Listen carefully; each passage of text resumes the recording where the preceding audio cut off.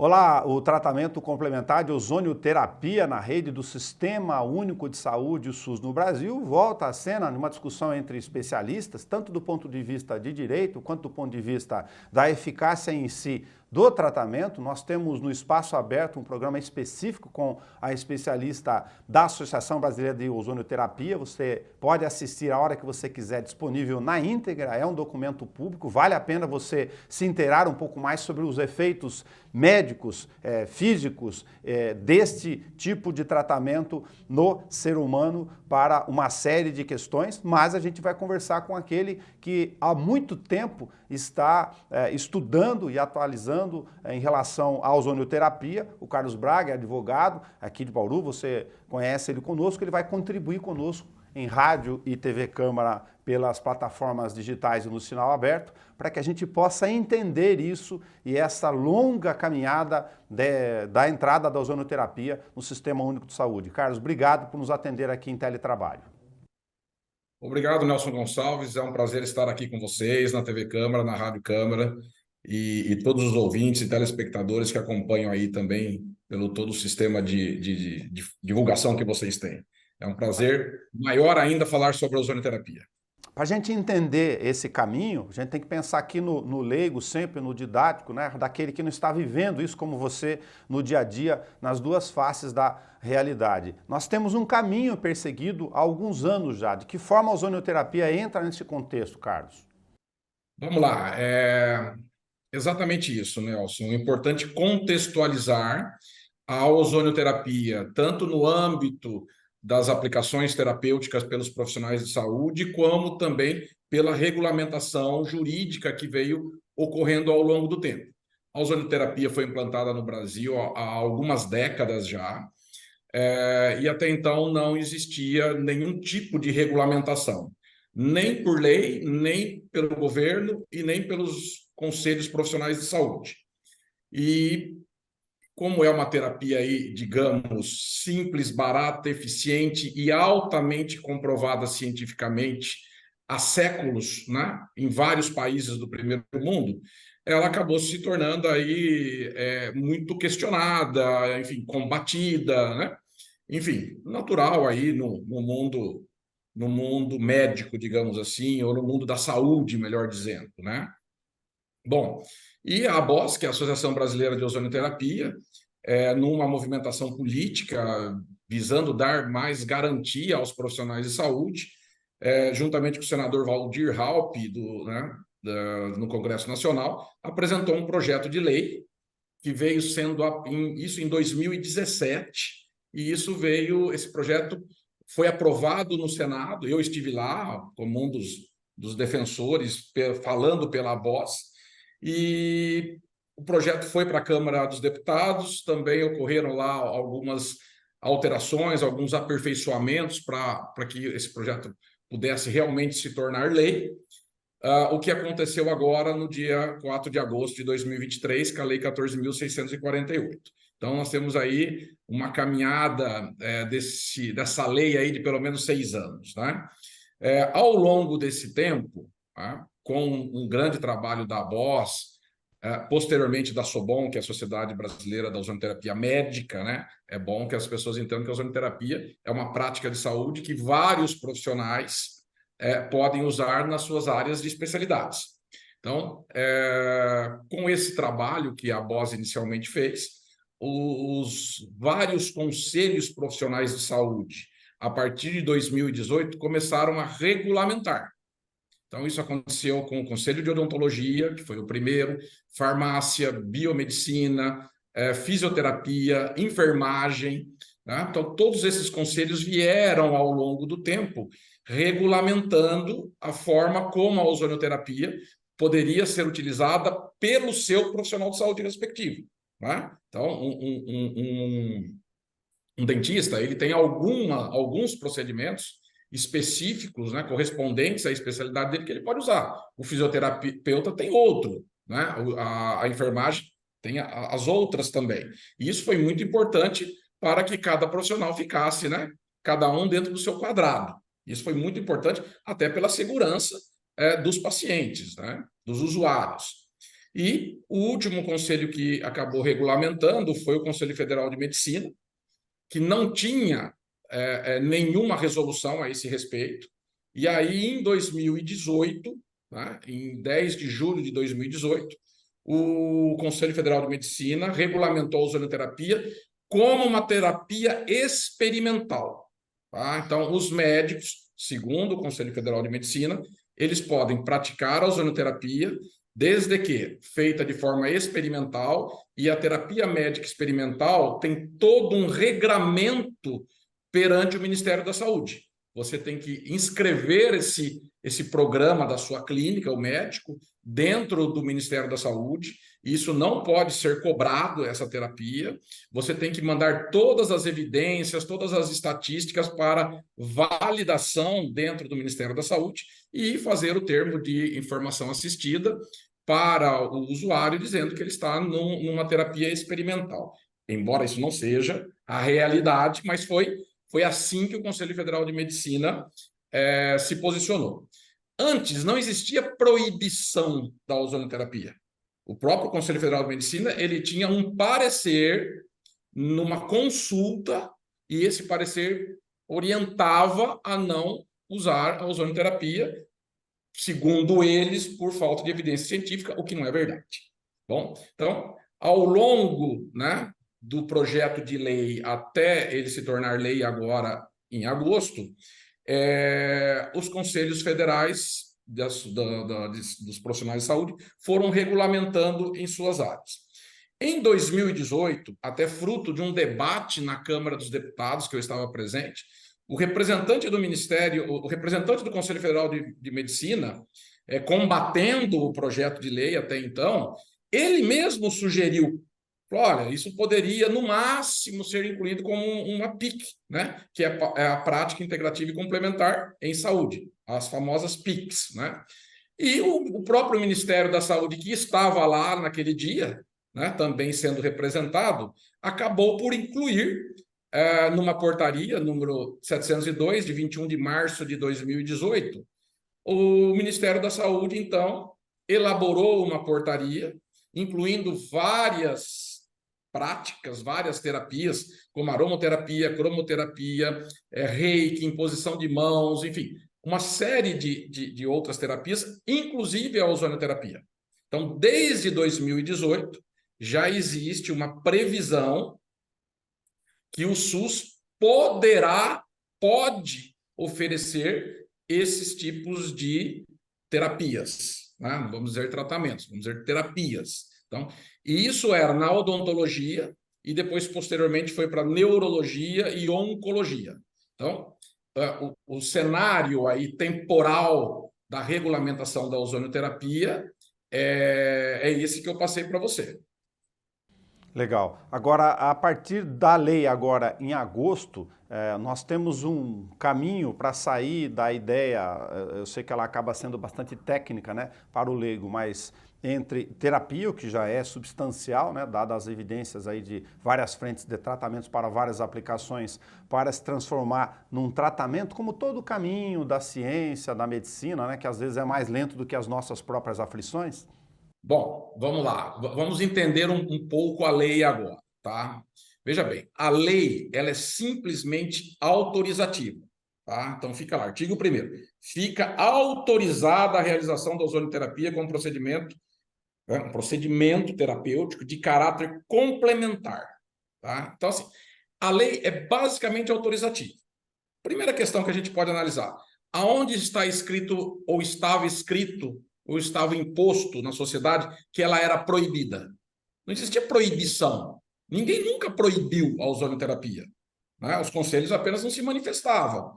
A partir do momento que começaram a ocorrer aí um uso acentuado pelos seus profissionais, eles foram regulamentar. O próprio Conselho Federal de Medicina nunca proibiu. Ele, pelo contrário, ele veio, regulamentou, autorizou, mas a título extremamente precário, né? E essa forma aí experimental junto ao Ministério da Saúde é a forma de inviabilizar. Ninguém tem estrutura num consultório médico para fazer todo o registro, toda a documentação perante o CONEP, que é o órgão dentro do Ministério da Saúde. Ou seja, foi uma forma de dizer sim, inviabilizando. Então, a lei ela é só autorizativa. Tá?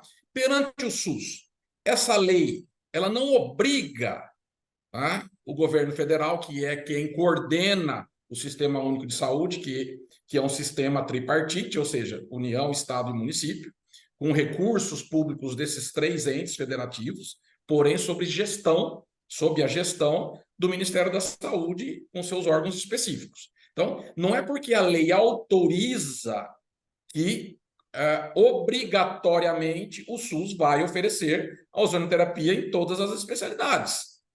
Né? Então, já existe, tanto isso é verdade, porque mesmo sem lei, o SUS já oferecia, né? Na odontologia, na oncologia e na neurologia. Então, isso tem que deixar bem claro, porque muitas pessoas, inclusive, já me perguntaram por WhatsApp, por Instagram, então agora todos os hospitais, todas as unidades de saúde terão ozonoterapia? Não, infelizmente não. Por quê? Porque isso é uma política de saúde governamental. O SUS tem que querer disponibilizar, então, a ozonoterapia agora para todas as especialidades, para todos os profissionais de saúde, não só essas três. E isso depende não só do governo colocar isso dentro da regulamentação do SUS, mas também das entidades públicas ou privadas que têm o contrato com o SUS e oferecem serviços de saúde, eles também quererem contratar esse tipo de serviço. Dá um exemplo simples aqui, por exemplo, em Bauru, o Hospital de Base, um belo hospital que é administrado pela FAMESP. A FAMESP é uma fundação sem fins lucrativos de Botucatu, da faculdade, que oferece diversos tipos de serviços, diversas terapias, diversos procedimentos, cirurgias e assim por diante. Então, para que tenha no hospital de base ou na unidade básica de saúde do município, por exemplo, esse contrato, né, entre a entidade de saúde prestadora de serviço e o SUS contemple esses procedimentos, para que a hora que o usuário chega nessa entidade e pleiteia o tratamento da ozonoterapia, esse hospital, essa unidade de saúde, seja remunerada pelo SUS por isso. Se não está no contrato, a unidade não vai fazer, porque ela não tem como receber.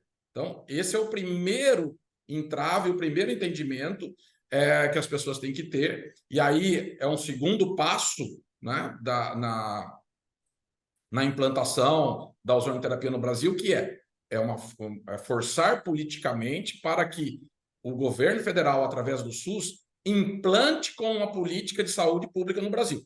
Esse é um segundo passo. Né? Desculpa, Carlos, seria correto, então, só pensando no leigo aqui, de que se ainda não estamos no caminho das obrigações, daquelas listas que o SUS é obrigado a oferecer, né, para o usuário, por várias razões, tendo a lei autorizativa, ela dá uma garantia de segurança jurídica para que essas instituições do terceiro setor ou não, que queiram firmar convênios, olha, agora eu tenho uma lei que ampare, não fica dúvida em relação a isso. Sim, a lei, por ser autorizativa, ela, digamos assim, ela dá mais segurança jurídica para que as entidades possam contratualizar e para que os profissionais de saúde possam oferecê-la.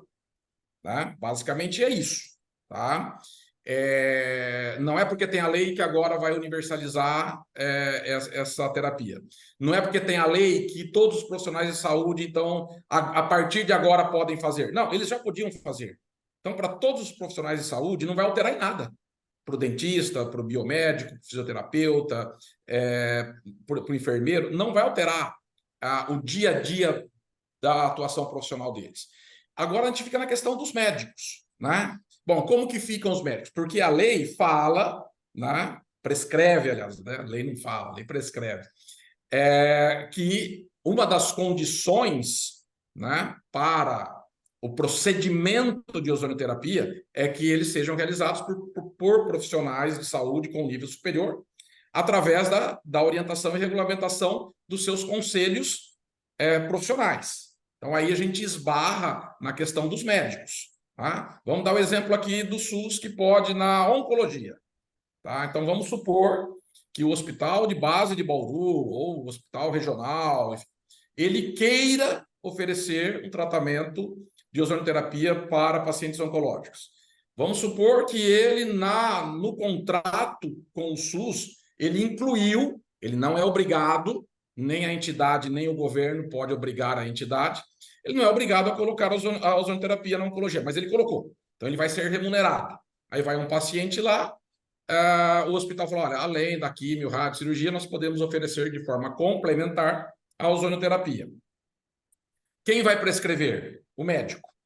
O médico está ainda, né, digamos assim, regulamentado ou proibido indiretamente de fazer ozonoterapia, porque ele só pode fazer se for experimental, né? Aí fala, mas tem a lei que autoriza. Tudo bem, mas a resolução do CFM, ela é feita, né? Ela foi elaborada, ela foi publicada com base em duas leis.